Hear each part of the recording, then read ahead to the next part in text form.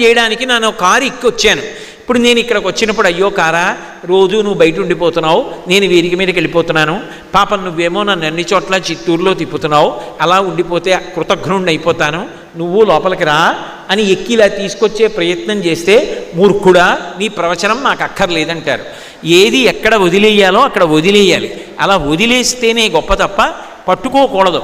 కోపం కూడా అంతే. మనం చెప్పు చేతలలో అది ఉందా లేదా, అది మనని పట్టేసుకోకూడదు.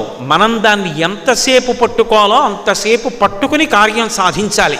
ఏదో చాలా కోపంగా ఉన్నట్టు, బిగుతుగా ఉన్నట్టు నటించి, ముక్కు పుటాలు ఎగరేసి, శ్వాస గట్టిగా విడిచిపెట్టి, ఇలా వేలు చూపిస్తే అమ్మో కోపంగా ఉన్నారు అని అందరూ మార్గంలో పడతారు. వెంటనే అయిపోయింది పని, ఆ కోపాన్ని వదిలిపెట్టి తను ప్రశాంత పడిపోతాడు. అంతే తప్ప తన కోపమునకు వశపడకూడదు.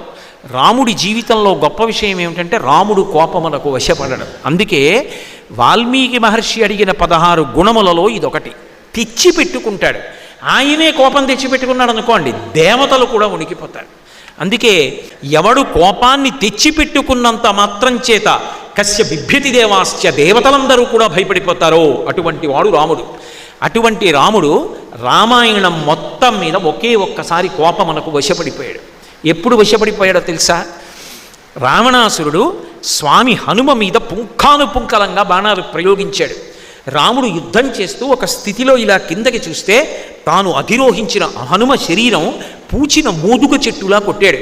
నెత్తురు ఏరులుగా పారుతోంది. హనుమ అంత బాధని ఓర్చుకుంటున్నది చూడగానే రాముడు ఆ రోజున మాత్రం కోపానికి వశపడిపోయాడు. ఆ రోజున రాముడు కాడు, రాముడు రుద్రుడైపోయాడు. అంత క్రోధాన్ని పొందాడు. అంటే రాముడికి కూడా అంత కోపం వచ్చేటట్టు చెయ్యగలిగినంత సేవాధురీణుడు ఎవరు అంటే స్వామి హనుమ ఒక్కరే. హనుమ యందు అద్భుతమైనటువంటి గుణాలు ఉన్నాయి. అందుకే హనుమద్వాహనం అంత ప్రఖ్యాతి వహించింది. ఆయన అంత శరీర వేగం ఉన్నవాడు లోకంలో లేడు. ఆయన అంత ధైర్యం ఉన్న మనస్సున్నవాడు లోకంలో లేడు. అసలు మన మనసుకి ఎక్కడికి పడితే అక్కడికి వెళ్ళిపోయేటటువంటి లక్షణం ఉంది. పూజ చేసుకుందామని కూర్చున్నాను అనుకోండి, భూమి రుద్ధ మార్గా సమంతత అంటారు. హనుమ 10 నిమిషాలు యుద్ధం చేశారనుకోండి, కొన్ని వేల ఏనుగులు చచ్చిపోతాయి, కొన్ని వేల గుర్రాలు పోతాయి, లక్షల సైన్యం పడిపోతుంది. పావుగంట యుద్ధం చేస్తే 80,000 మంది కింకరుల మూకని, 7 సేనాగ్రనాయకుల్ని, 7 మంత్రిసుతుల్ని,